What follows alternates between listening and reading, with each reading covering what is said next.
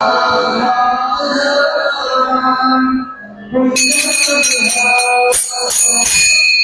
राधा माधव कुंज बिहारी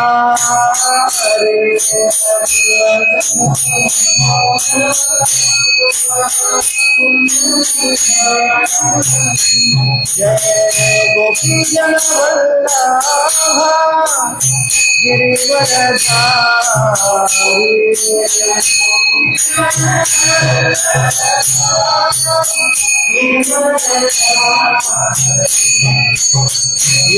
यशोदानंदना ब्रज जनना यशोदा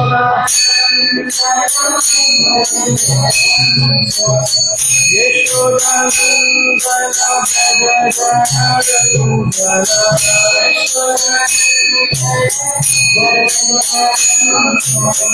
यमुना तीरा वनचारी यमुना जय राधा माधवा कुंज बिहारी जय राधा माधवा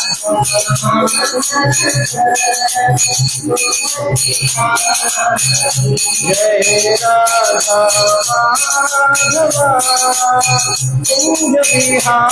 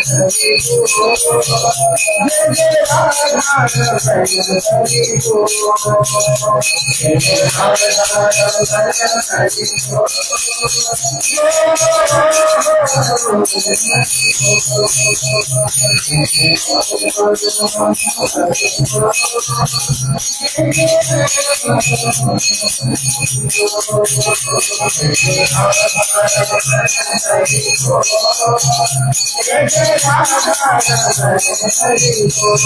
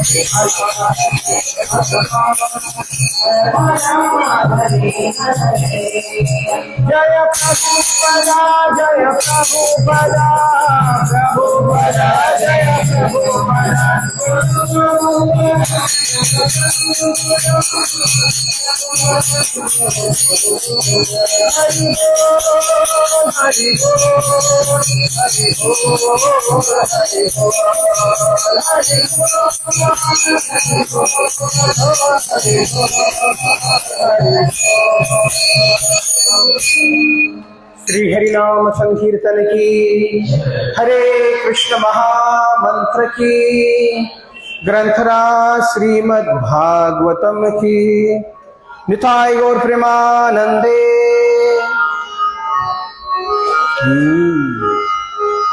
हरे कृष्णा हरे कृष्णा। दोनों हाथों पर उठा के बोले मेरे पीछे, हरे कृष्णा कृष्णा कृष्णा हरे हरे, हरे राम राम राम हरे हरे। श्री कृष्ण भगवान की। सभी प्रार्थना बोलिए मेरे पीछे। ओम नमो भगवते वासुदेवाय।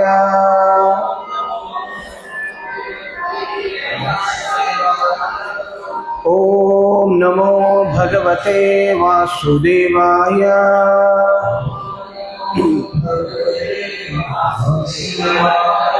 ओम नमो भगवते वासुदेवाय।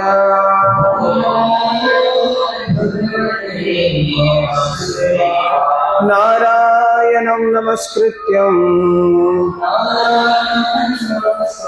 नरं चैव नरोत्तमं देवीं सरस्वतीं व्यासं ततो जयमुदीरये। कृष्णाय वासुदेवाय देवकी नंदनाय च नंदगोपकुमाराय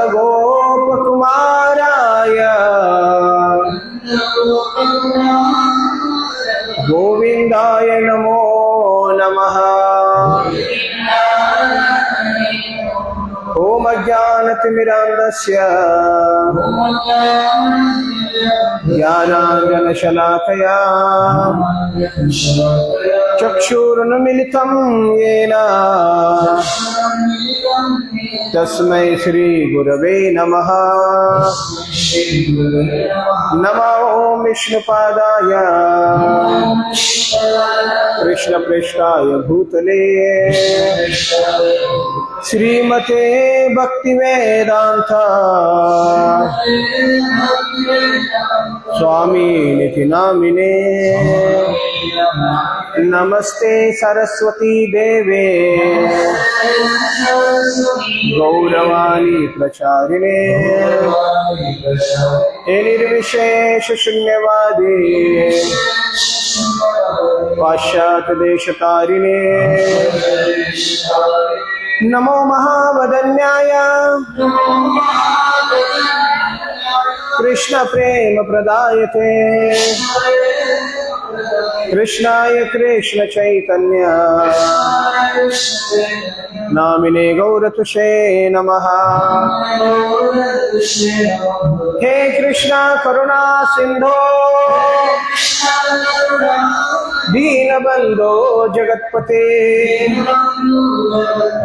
गोपेश गोपिका कांत राधा कांत नमस्तुते।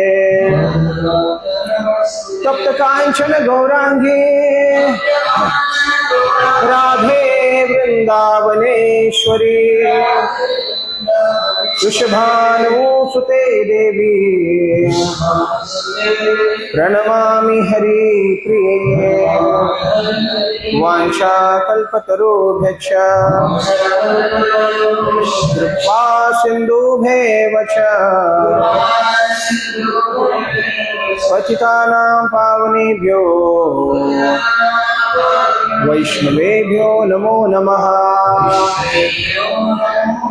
जय श्री कृष्ण चैतन्य प्रभु नित्यानंद श्री अद्वैत गदाधर श्रीवासादि गौर भक्त वृंदा। हरे कृष्णा कृष्णा कृष्णा हरे हरे हरे राम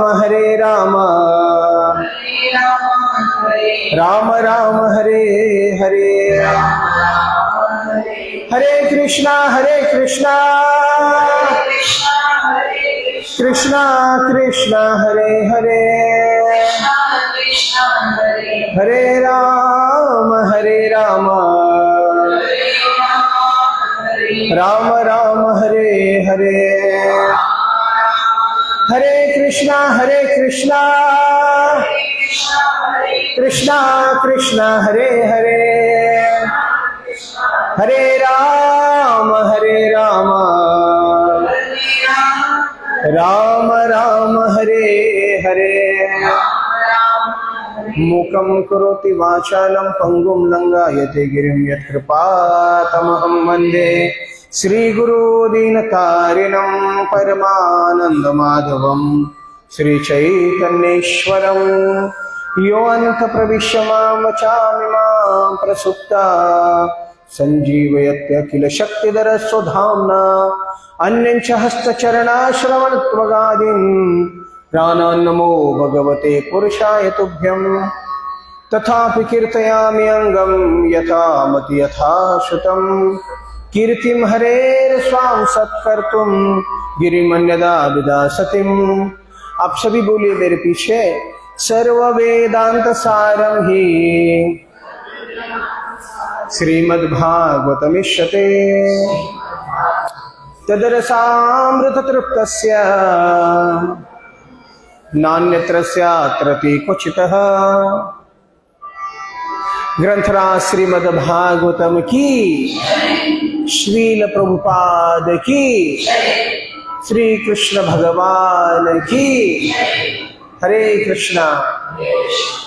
आप सभी को मेरी आवाज ठीक से सुनाई दे रही है? दिख रहे? तो बांसुरी से आवाज लाओ तो सब, बांसुरी से आवाज आ रही सबको? हरि बोल बोले सब? हाँ, थैंक यू। तो सभी को मैं हृदय से धन्यवाद देता हूँ आज के इस भागवत कथा में पधारने के लिए। और विशेष धन्यवाद है आप सभी भक्तों का और यहाँ के जो हमारे आयोजक हैं उनका, सभी का। तो श्रीमद् भागवत इसको महापुराण कहते हैं। क्या कहते हैं? क्या? महापुराण। ये केवल पुराण नहीं है। क्या है? महापुराण है। तो महापुराण क्यों कहते हैं इसको? सभी को पुराण कहते हैं, इसको महापुराण कहाँ है? तो इसका महापुराण, तो इसका अंतर क्या है पुराण और महापुराण? तो इसका अंतर यह है कि पुराण में 5 विषय होते हैं और भागवत जो है वो महापुराण है क्योंकि उसमें 10 विषय हैं। There are 10 topics of Bhagavatam and therefore that Puran is called Mahapuran, the great scriptures. Mahapuran है वो।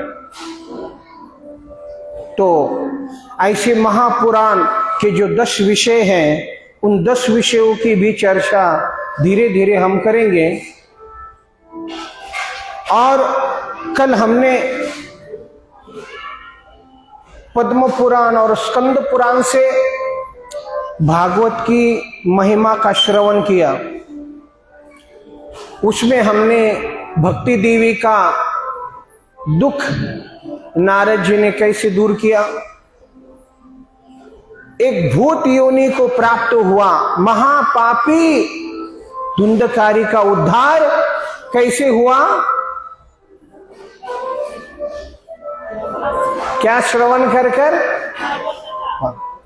अभी आप भक्त लोग यहां पे आके बैठे हो, ये आपको, केवल आपको ही लाभ नहीं होगा इसका, इससे आपके पूर्व पीढ़ी और आने वाली पीढ़ी सभी को लाभ होने वाला है। बोलो श्री कृष्ण भगवान की। मतलब आप यहां पे बैठे हो तो आप यहां पे बैठे हो, लेकिन इसका लाभ आने वाली और जो पूर्व पीढ़ी है उसको होने वाला है। अगर आप होटल में जाकर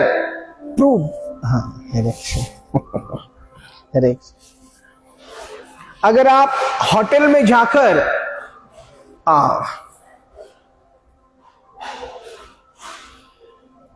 जाकर अगर आप बैठे हो और वहां पे आप बहुत अच्छे व्यंजन खा रहे हो, उसका लाभ आपके पूर्वजों को होने वाला है? नहीं। आने वाली पीढ़ी को नहीं, आपको नहीं, आपको भी होने वाला नहीं। क्यों? होटल में खा रहे हो। आप पिक्चर देखने गए हो, पिक्चर के थिएटर में बैठे हो,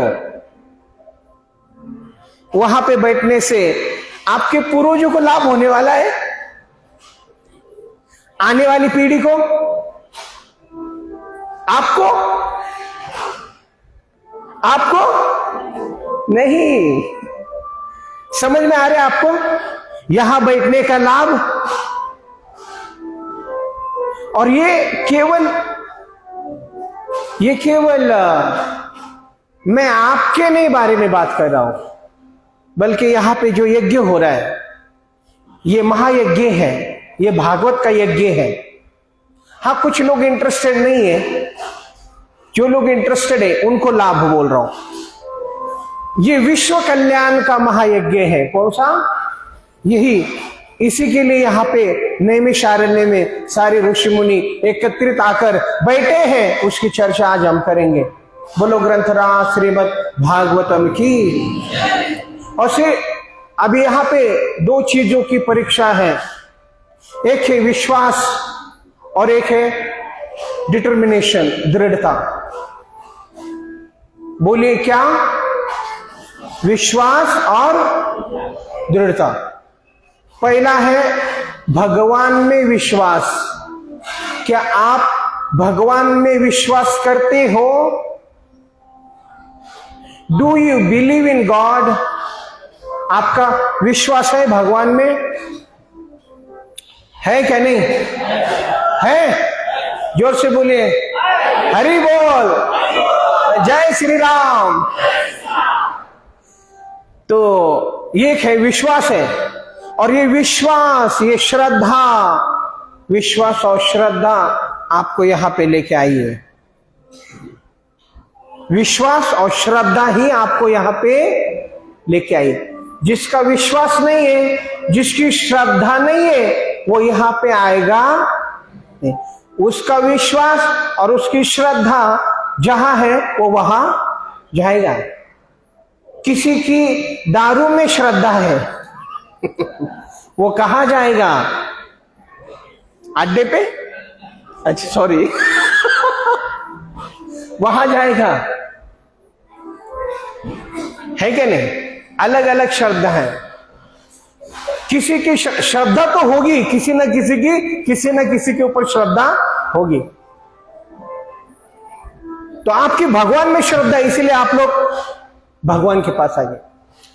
तो दूसरा है डिटर्मिनेशन, दृढ़ता। दृढ़ता का मतलब क्या है कि यहां बैठ के सुनना आसान नहीं है, क्योंकि आप बैठोगे तो आपका शरीर आपको तकलीफ देगा, आपका मन आपको तकलीफ देगा, आपके विचार आपको बाधाएं लाएंगे। लेकिन उन सबको साइड में करके भगवान के ऊपर फोकस करना। सावधान रहो थोड़ा भगवान में फोकस करना। देखो, इस दुनिया में लोग सब कुछ कर सकते हैं, सब कुछ कर सकते हैं, लेकिन सब तरफ से मन खींच के लाना और भगवान में लगाना, ये सबसे मुश्किल काम समझ में आ रहा है? सब कुछ छोड़ना और सिर्फ भगवान के बारे में सोचना, ये सबसे कठिन कार्य है। तो इसलिए दृढ़ता चाहिए, डिटर्मिनेशन। भाई इनको भी लेके आ गए सुनने के लिए हुए बोलो श्री कृष्ण भगवान की। हरे कृष्णा कृष्णा कृष्णा हरे हरे राम हरे जय हो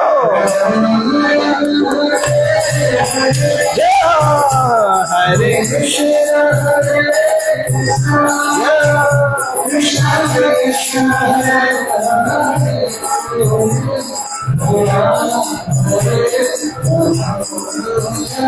राम राम हरे कृष्णा कृष्णा कृष्णा हरे राम राम राम हरे हरे बोलो श्री कृष्ण भगवान की। तो डिटर्मिनेशन क्या कि देखो,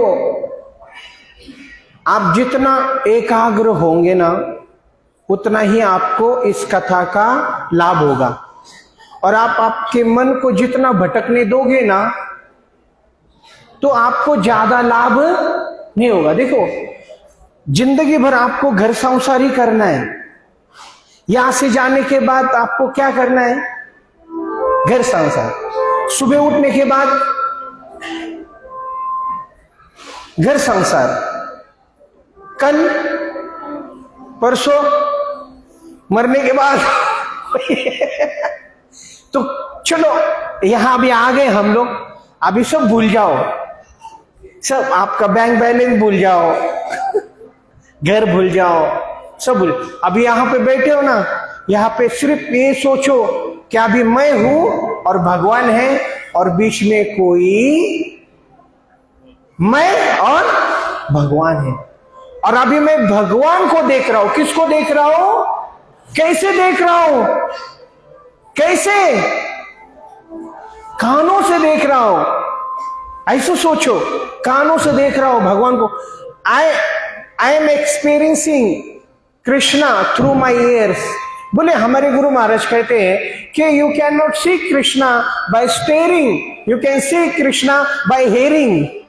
हरे कृष्णा कृष्णा कृष्णा हरे हरे, हरे राम राम राम। तो कल हमने श्रवण किया भागवत का महात्म्य। आज हम पहले स्कंद से शुरुआत करते हैं। तो 12 स्कंद है, 18 खंड है और 335 अध्याय है, और बहुत ही विशेष प्रकार के उदाहरण इसमें दिए गए हैं। देखो, एक विषय एक बहुत ही बड़ा प्रश्न विषय है इस संसार में कि मेरा आवाज ठीक नहीं आ रहा है, घूमता है ना।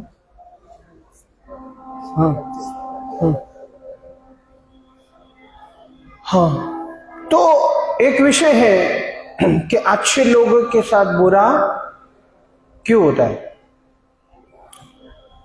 ये अच्छे लोगों के साथ बुरा क्यों होता है और बुरे लोगों के साथ अच्छा क्यों होता है, ये नहीं पूछते। जनरली लोग बुरे अच्छे लोगों के साथ बुरा क्यों होता है। तो ये एक पार्ट है। क्या है ये? एक पार्ट है।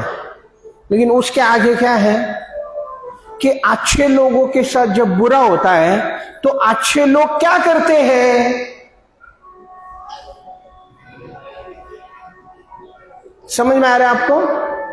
अच्छे लोगों के साथ बुरा होता है, बुरा होता है, बुरा होता है, बस इतना ही नहीं है। अच्छे लोगों के साथ जब बुरा होता है तो वो उनका रिएक्शन क्या होता है, उनकी प्रतिक्रिया क्या होती है, उनका उत्तर क्या होता है, ये भागवत हमको सिखाता है। अच्छे लोगों के साथ बुरा होता है तो वो क्या करते। तो इसलिए ये भागवत में प्रार्थनाएं हैं, घटनाएं हैं, स्तुतियां हैं, नाना प्रकार के उदाहरण हैं। ये भागवत परिपूर्ण है। इसलिए भक्ति सिद्धांत सरस्वती ठाकुर गोस्वामी जो प्रभुपाद जी के गुरु हैं, वो कहते हैं कि संसार के सारे पुस्तक जलकर राख हो जाए, सारे लाइब्रेरी जलकर राख हो जाए, सारे पुस्तक जल जाए, लेकिन एक ग्रंथ रह जाए भागवत, वो पूरे संसार के लिए मार्गदर्शन का कार्य कर सकता है। बोलो ग्रंथराज श्रीमद् भागवतम की। क्यों? क्योंकि साक्षात भगवान श्री कृष्ण का ही रूप है, और इसलिए ये भागवत परिपूर्ण ग्रंथ है। सारे प्रश्नों का आंसर, सारे प्रश्नों का उत्तर भागवत है। तो इसलिए यहां पे पहले स्कंद में 19 अध्याय, कितने अध्याय हैं? 19 अध्याय में 3 अध्याय, देखो 19 अध्याय है, उसमें संवाद है, 3 सेट ऑफ कन्वर्सेशन, 3 श्रोता और वक्ता हैं। पहले है सुत गोस्वामी और शौनक ऋषि, जिनका संवाद 3 अध्यायों में है।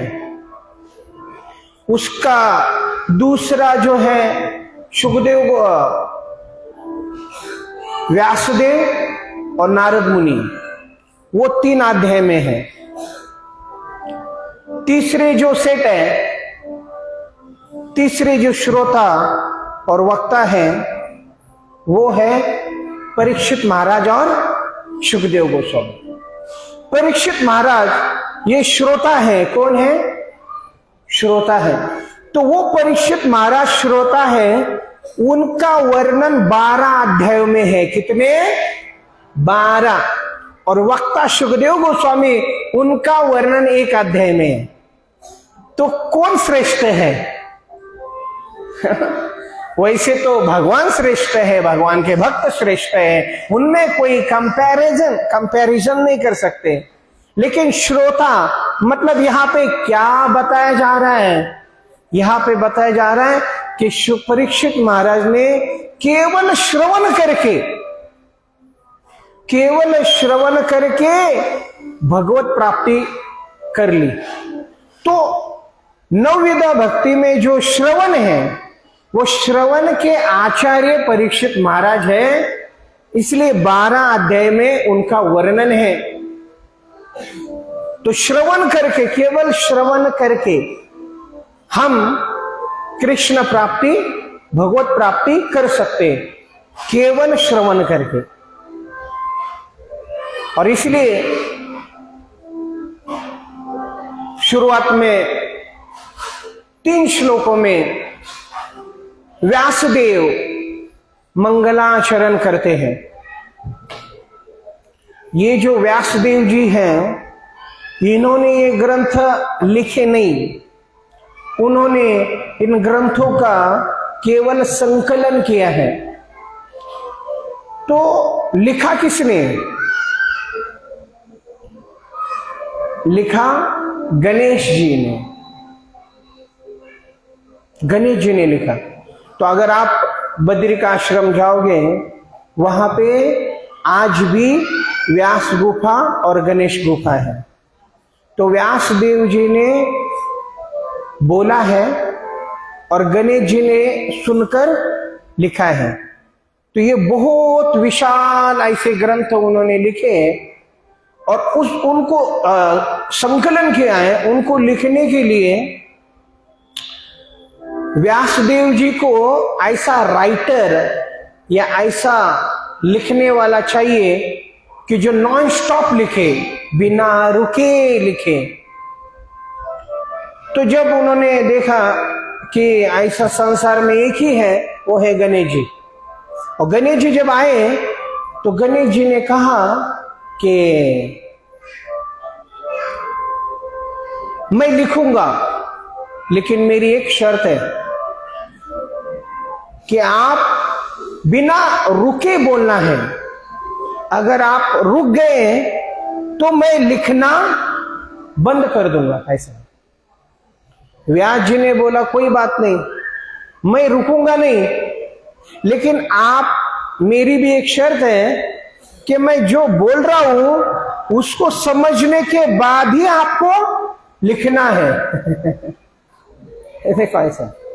तो इसलिए जब गणेश जी लिखने के लिए बैठ गए और व्यासदेव जी जब बोलने लगे, तो बोलते बोलते बीच बीच में कूट श्लोक डाल देते थे।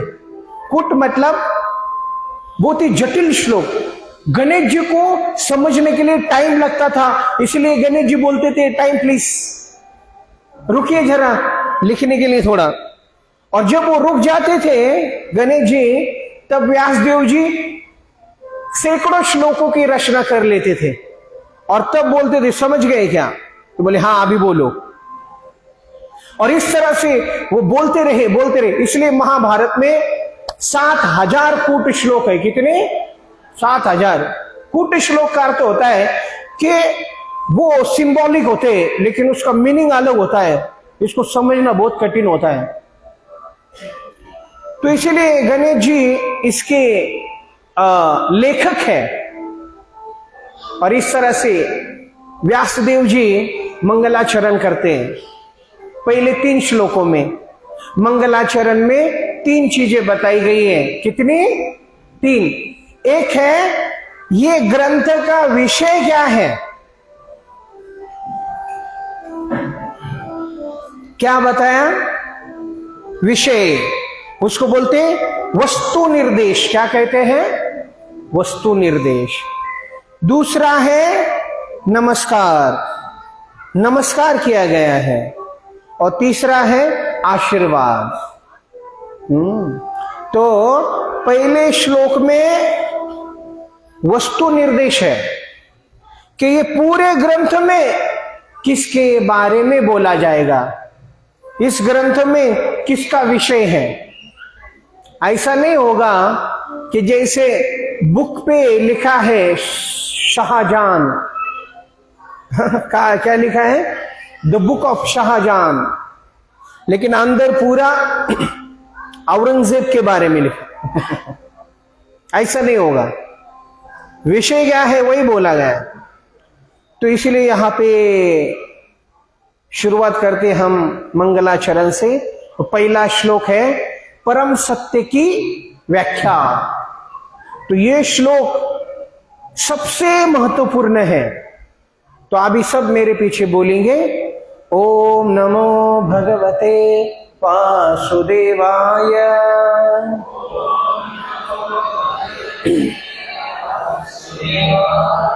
जन्मादस्य यतो अन्वयादितरच्चार्थेषु भुग्यस्वराट्। बोला ना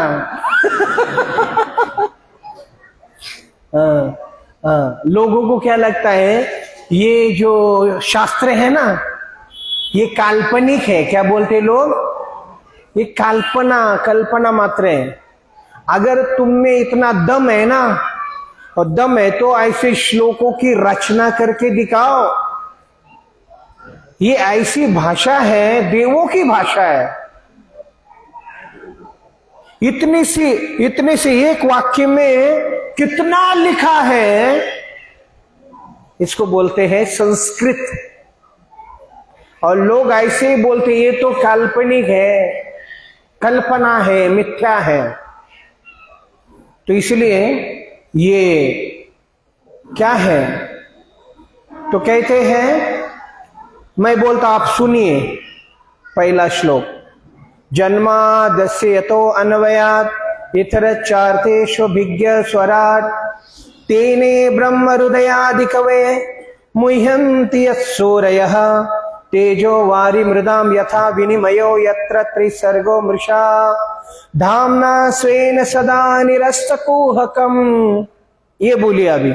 सत्यं परं धीमहि, सत्यं परं धीमहि, सत्यं परं धीमहि। ये शुक व्यासदेव जी वस्तु निर्देश कर रहे हैं। अभी इस श्लोक में भगवान परम सत्य है, इसकी व्याख्या की गई है। परम सत्य कौन है? तो कहते हैं परम सत्य ओम नमो भगवते वासुदेवाय। परम सत्य केवल और केवल कौन है? साक्षात पूर्ण पुरुषोत्तम भगवान श्री कृष्ण भगवान की। गोविंद बोलो, हरि गोपाल बोलो, गोपाल बोलो, गोविंद बोलो, हरि गोपाल बोलो। जय गोविंद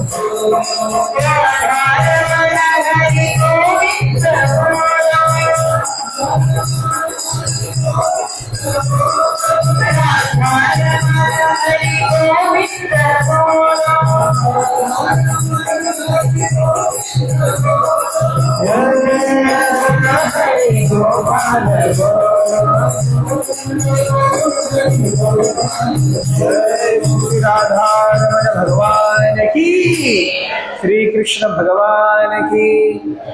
परम सत्य, परम सत्य, ये परम सत्य बोला है वहां पे। क्या बोला है? परम सत्य है।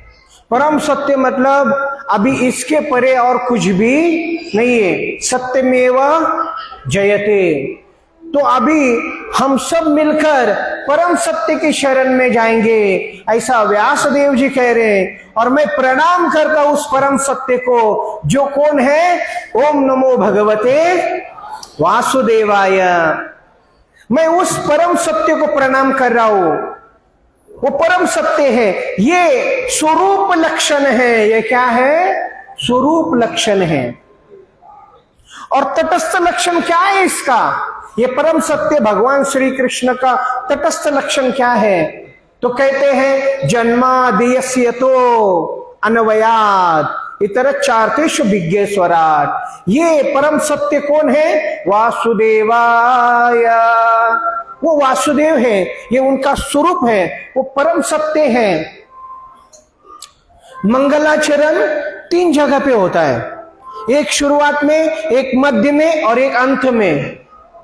ये शुरुआत का मंगलाचरण है। यहां पे भगवान को परम सत्य कहा। बीच में जब भगवान श्री कृष्ण देवकी के गर्भ में प्रकट हुए, उस समय सभी देवता उस कारागृह में अदृश्य रूप से आए। ये प्रमाण देता हूं मैं आपको। प्रमाण है। क्या प्रमाण है? सभी देवी देवता आए। कहां? कंस के कारागृह में। उस कंस के कारागृह में अदृश्य रूप से आए और वहां पे उन्होंने प्रार्थना किया है। और देवो ऊचुहु, वो कहते हैं सत्यव्रतम त्रिसत्यम सत्यस्य योनिम निहितम च सत्य सत्यकृत सत्य नेत्रम सत्यात्मक तुम शरणम प्रपद्ये। और देवकी के गर्भ में कौन है? कौन है देवकी के गर्भ में? हाँ, साक्षात कृष्ण भगवान है। और वो देवता कह रहे कि हम ये गर्भस्तुति से, श्रीमद् भागवतम के 10वें स्कंद में 2रा अध्याय गर्भस्तुति है, उसमें कहते हैं कि आप सत्यव्रत है। भगवान क्या है? सत्यव्रत है। कि आप जो व्रत लेते हो उसको सत्य करके ही रहते हो। भाई क्या व्रत है भगवान का? बोले आप अभी देवकी के गर्भ में प्रकट हुए हैं और ये आपका व्रत है। यदा यदा हि धर्मस्य ग्लानिर्भवति भारत अभ्युत्थानम् धर्मस्य तदात्मानं। मैं आता हूं ये सत्य वचन पूर्ण करने के लिए। अभी आप देवकी के गर्भ में आए हो। कनेक्शन समझ में आ रहा है आपको?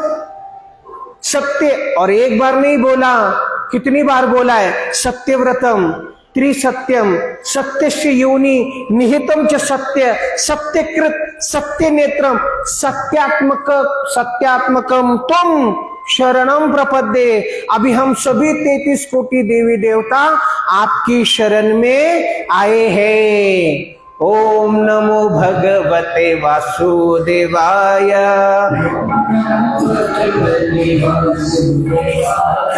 ओम नमो भगवते वासुदेवाय। ओम नमो भगवते ओम नमो भगवते वासुदेवाय।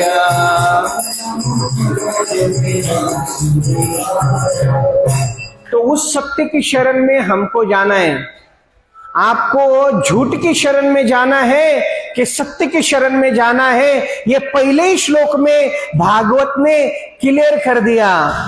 हम सबको किसकी शरण में जाना है? किसकी? नहीं, किसकी शरण में जाना है? नहीं, नहीं, सत्य की शरण में नहीं जाना है, हमें परम सत्य की शरण में जाना है। कौन से? परम सत्य। और वो परम सत्य कौन है? ओम नमो भगवते वासुदेवाय। बोलो श्री कृष्ण भगवान की। और जिन्होंने सत्य को छोड़ दिया वो गए असत्य में। और वेदों में कहा है, वेदों में कहा है, असतो माम सद्गमयो तमसो माम ज्योतिर्गमयो मृत्युर्माम अमृतम गमयो। सत्य की शरण में आओ। अरे सत्य के पास आओ। कब तक खुद भी झूठ में रहोगे और झूठ की आस लगा के रहोगे? बताओ। बहुनाम जन्म नामांते ज्ञानवान माम प्रपद्यते और वासुदेव सर्वमिति स महात्मा सुदुर्लभ। येथे पाहिजे जातीचे येड्या गबाळ्याचे समझ में आ रहा है आपको? नहीं, कोई बात नहीं, आप इतना याद रखो, हरे कृष्ण कृष्ण कृष्ण हरे हरे, हरे राम राम हरे हरे। बोलो हरे कृष्ण हरे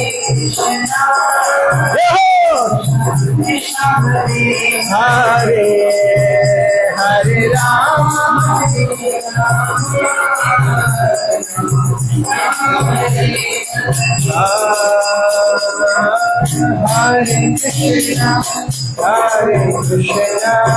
कृष्ण कृष्ण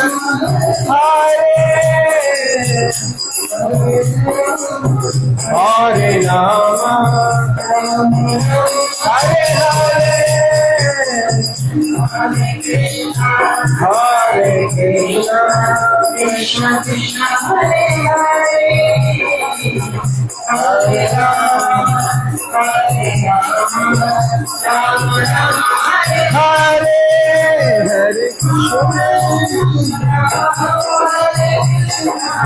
कृष्ण कृष्ण हरे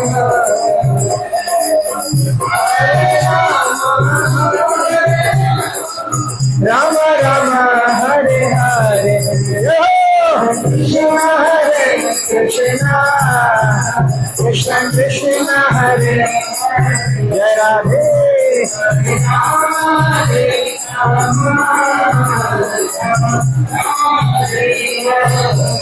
बोलो परम सत्य भगवान श्री कृष्ण की। इसलिए ओम नमो भगवते वासुदेवाय। और भगवान कहते हैं सर्वधर्मान परित्यज्य मामेकं शरणं व्रज अहं त्वं सर्व पापेभ्यो मोक्षयिष्यामि मा शुचः। अरे कब तक झूठ के पीछे भटकते रहोगे? आज ना कल सत्य को कोई छुपा नहीं सकता, सूर्य को कोई छुपा नहीं सकता, सूर्य को कोई ढक नहीं सकता, और सत्य तो सत्य ही रहेगा। इसलिए देवता ने बोला तीनों कानों में आप सत्य है। कब तक आप छुपते रहेंगे भगवान से? लोग बोलते अभी मजा मारने का समय है, अभी भोग करने का समय है, ये भक्ति, ये नाम जप, ये सब देव देव ये सब कब करेंगे?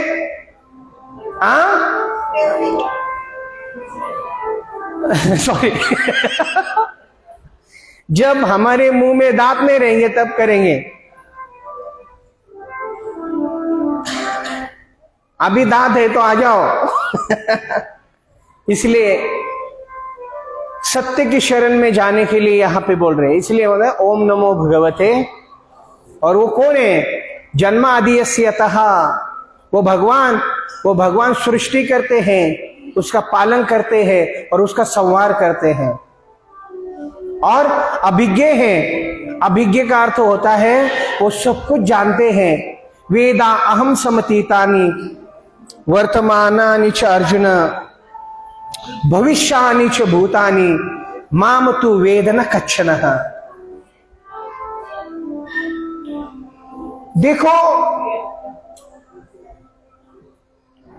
भगवान के पास सब कुछ ज्ञान है, भूत भविष्य वर्तमान।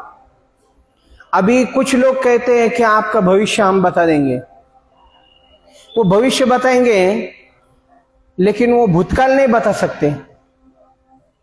इस जन्म का बता सकते हैं लेकिन अगले जन्म का और पिछले जन्म का और आने वाले करोड़ों जन्म का नहीं बता सकते।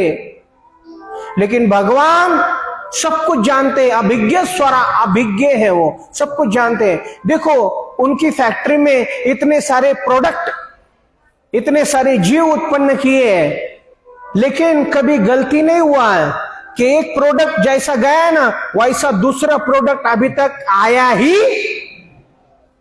सबके नाक अलग अलग है क्या? नहीं। देखो एक दूसरे के नाक मत देखो।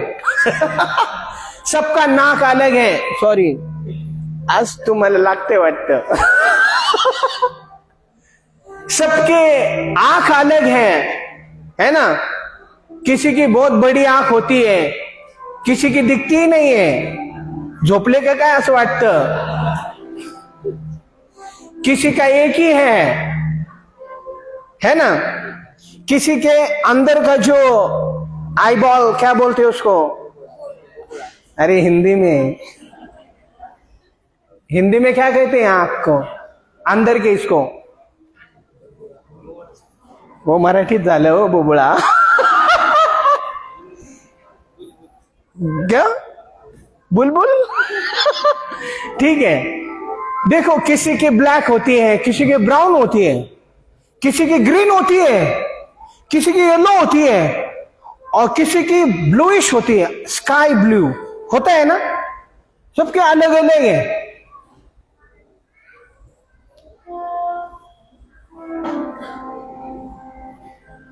सबकी सोच अलग अलग है। ये ये हैंड क्या,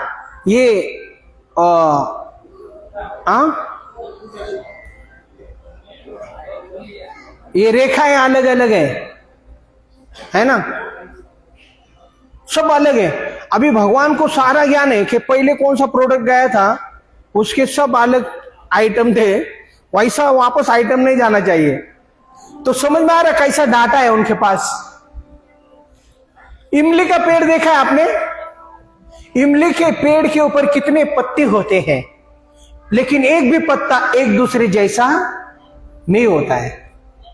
यह है भगवान का डाटा। इसलिए उनको अभिज्ञ कहा है और सब कुछ जानते हैं। अभी हम क्या सोच रहे हैं, करोड़ों जन्म के बाद हम क्या सोचेंगे और करोड़ों जन्म में हमने क्या क्या सोचा था, वो सब कुछ भगवान को पता है।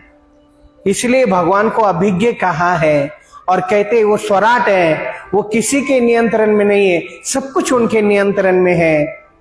स्वराट है, अभिज्ञ स्वराट। और वही भगवान ने ब्रह्मदेव को ज्ञान दिया।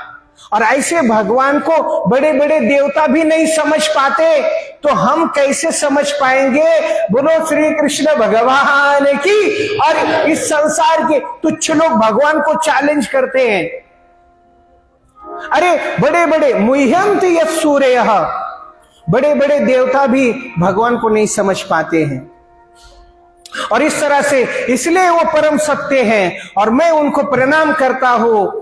ऐसा परम सत्य की व्याख्या करते हुए अगले श्लोक में, अगर इसी श्लोक पे अगर हम अटके रहे तो 6 महीना भी कम पड़ सकता है, लेकिन समझो इसको। फिर दूसरे श्लोक में इसमें नमस्कार किया गया है, ओम नमो भगवते, और दूसरा वस्तु निर्देश किया गया है, परम सत्य कौन है। ये पूरे ग्रंथ का विषय केवल एक ही है, वो है भगवान श्री कृष्ण। इसमें केवल भगवान के पवित्र चरित्र का ही वर्णन होगा और उनके पवित्र भक्तों के चरित्र का ही वर्णन होगा, इसलिए इसको भागवत कहते हैं। भागवत का अर्थ होता है भक्त भी और भगवान भी। और दूसरे श्लोक में कहते हैं ये भागवत जो है इसमें सबसे श्रेष्ठ धर्म का विश्लेषण है। धर्म प्रोजित कैतवोत्र परमो निर्मस्तराणाम सताम वेद्यम वास्तवम अत्र वस्तु शिवदम तापत्रयोन्मूलनम श्रीमद्भागवते महामुनि कृते किं वा परेरीश्वरः सद्यो रुद्व अवरुद्धते च कृतिभिः शुश्रूषुभिः तत्क्षणात्। इस श्लोक में कहते हैं धर्म प्रोजित कैतवोत्र परमो निर्मस्तराणाम सताम। सबसे पहले ये भागवत में कैतव धर्म, जो चीटिंग रिलीजन है, फंसाने वाला धर्म है, उसको लात मारकर बाहर निकाल दिया है। कैतव धर्म मतलब फंसाने वाला धर्म। क्या फंसाने वाला धर्म? वो क्या है? कहते हैं जो अर्थ धर्म, अर्थ काम और मोक्ष की बात करें वो कैटव धर्म है। मतलब ये यज्ञ करो आपको स्वर्ग की प्राप्ति हो जाएगी, ये चीटिंग रिलीजन है, ये फंसाने वाला धर्म है। मतलब ये दो और ये लो, तो ये बिजनेस है, ये धर्म नहीं है। तो लोगों को लगता है हम मंदिर में जाते हैं और नारियल चढ़ाते हैं और फिर हम मन्नत, क्या बोलते हैं इसको, हम कुछ मांगते हैं वो मिल जाता है, तो वो धर्म है, वो बिजनेस है। तो ऐसे जो जो स्वार्थ धर्म है उसको लात मारकर भागवत से निकाल दिया है। इसमें कौन सा धर्म है फिर? कहते हैं 4 पुरुषार्थ हैं, धर्म अर्थ काम मोक्ष। लेकिन भागवत में पंचम पुरुषार्थ है, उसको कहते हैं, सब बोले, प्रेम पुमर्थो महान। हाँ, ये भागवत में प्रेम उस धर्म की व्याख्या की गई है। और बताइए प्रेम में स्वार्थ होता है क्या नहीं? प्रेम में स्वार्थ होता है क्या? हाँ, प्रेम में कभी स्वार्थ होता नहीं। अगर स्वार्थ है तो प्रेम है ही नहीं। भले हम इस संसार में लोगों ने प्रेम प्रेम प्रेम प्रेम बोल के प्रेम को ही बदनाम कर दिया है ये प्रेम हो गया, वो प्रेम हो गया, लेकिन वास्तव में इस संसार में प्रेम है ही नहीं है। वो नहीं है, वो प्रेम को वो लड़का लड़की का प्रेम कहते हैं, वो प्रेम है ही नहीं। वो केवल एक दूसरे के शरीर का आकर्षण है। इसका गोरा रंग है, इसका भी गोरा रंग है, तो वो गोरे रंग से आकर्षित है, वो व्यक्ति के गुणों से आकर्षित खरे का खोटे हैं? जोर से बोलिए। तो लड़का बोलता है पत्नी कैसी चाहिए? दादा मला एक कशी कशी असं लहानपणापासून शिकवले।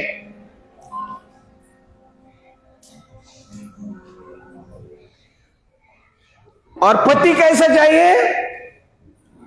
गोरा। इसी में सारी दुनिया भ्रष्ट हो चुकी है। तो वहां पे कोई प्रेम का सवाल ही नहीं आता है। अगर वास्तविक प्रेम है तो कुछ झलक एक मां में और उसके पुत्र में दिखाई देते हैं। वो पुत्र कैसा भी हो, काला कलोटा, कैसा भी टेढ़ा मेढ़ा हो, फिर भी मां बोलती है नजर लग जाएगी इसको। करेंगे गोटे, है ना? लोग देख के डर के भाग जाएंगे, लेकिन मां कहती है ये तो राजकुमार है। क्यों? क्योंकि उसके आंखों में प्रेम है। उसी प्रकार जिसके आंखों में प्रेम है वही भगवान को देख सकता है, और जिसके आंखों में काम है वो भगवान को देख ही नहीं सकता।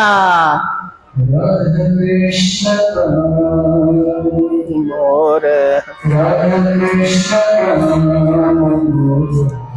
जुगल किशोरा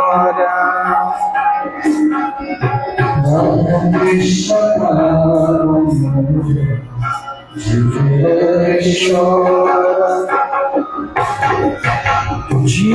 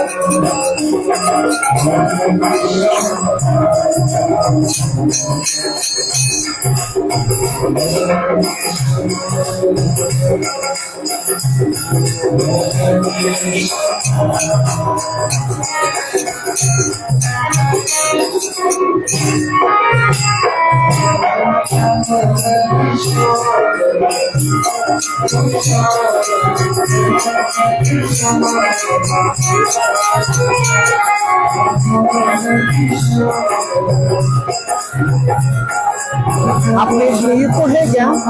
थोड़ा सा ये तो मैं क्या बोल रहे हैं, वायर में प्रॉब्लम है, अगर चेंज करो तो 2 मिनट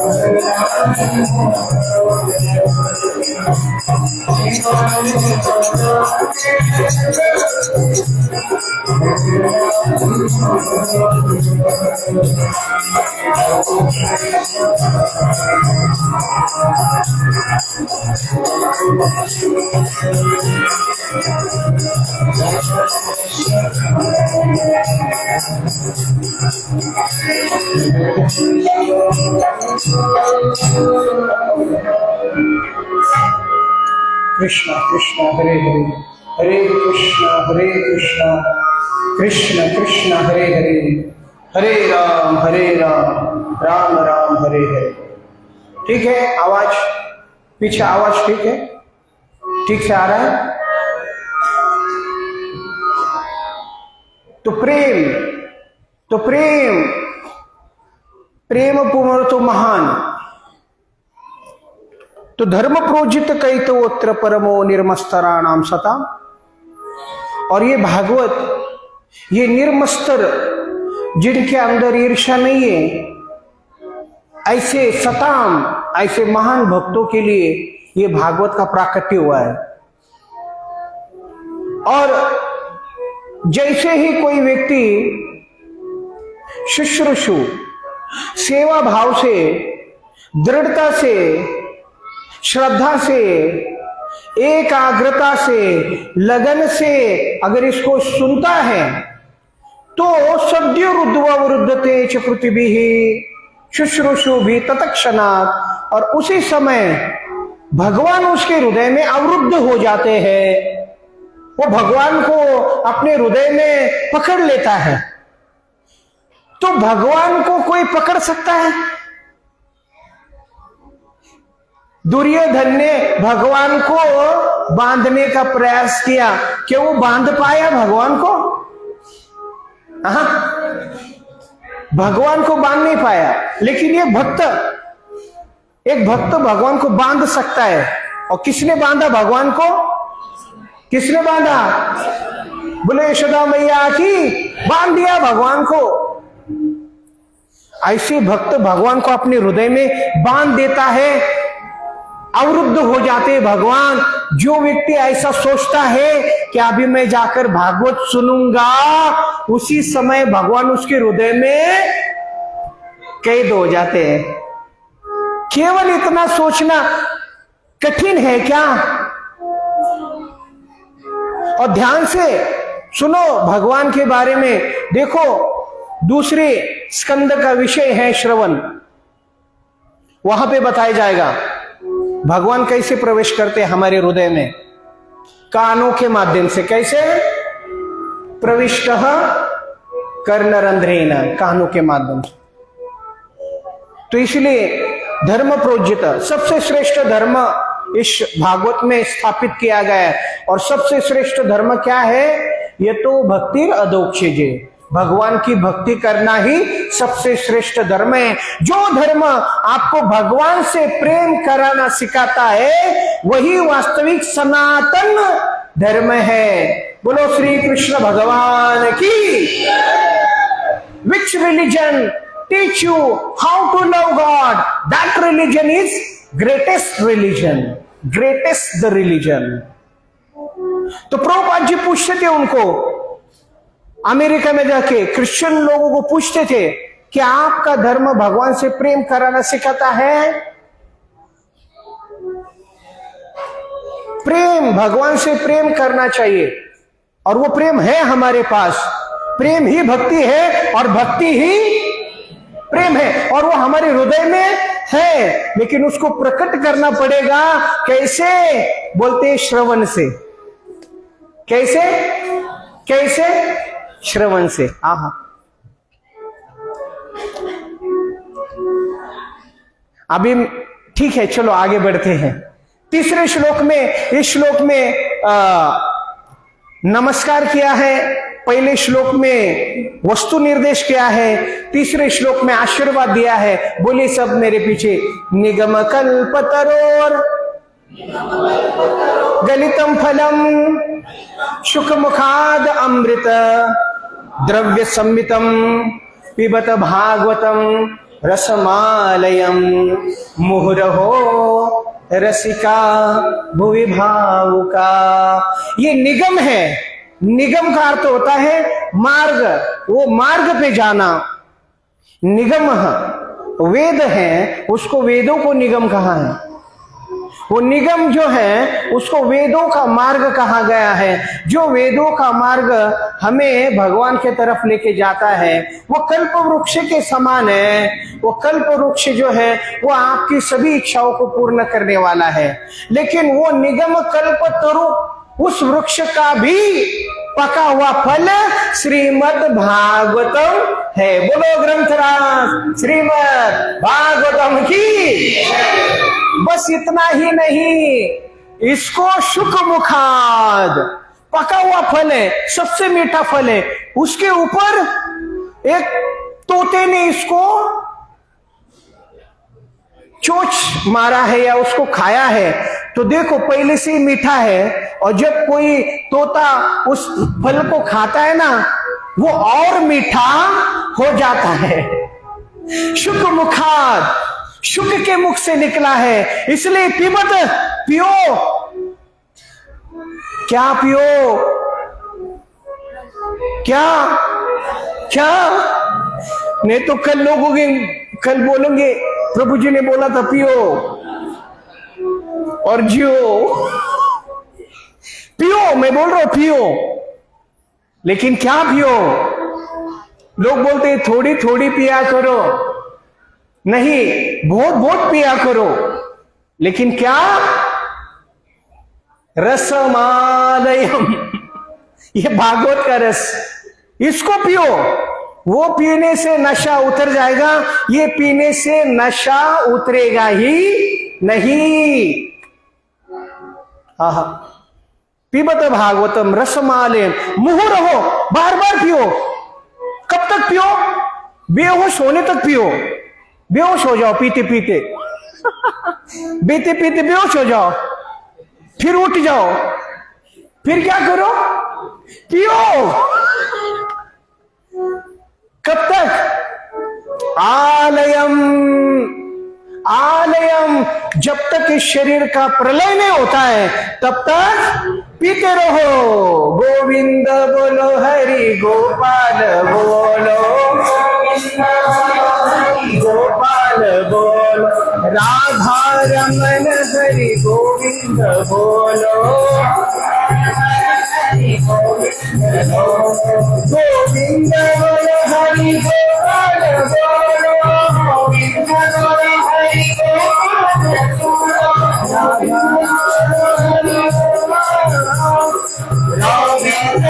हरि गोपाल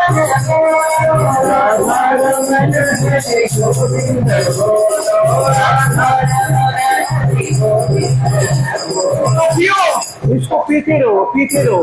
अब ये 7 दिन के लिए कथा है, ये केवल ट्रेलर है। इसमें इतना रस है, इतना रस है भूमि, और ये भूमि पे उपलब्ध है। हमने कल देखा देवताओं को भी नहीं मिला। सुरानाम अपि दुर्लभा भूमि। और किन लोगों के लिए? भावुका, जो भावुक है, जिनके अंदर भक्ति का भाव है, और रसिका, जो रसिक है, उनके लिए सुखदेव गोस्वामी ने ये भागवत का रस इस धरती पे उतारा है। इसलिए कब तक? हाँ, आलयम, जब तक इस शरीर का और इस संसार का प्रलय नहीं होता है तब तक इसको पीते रहो। क्या?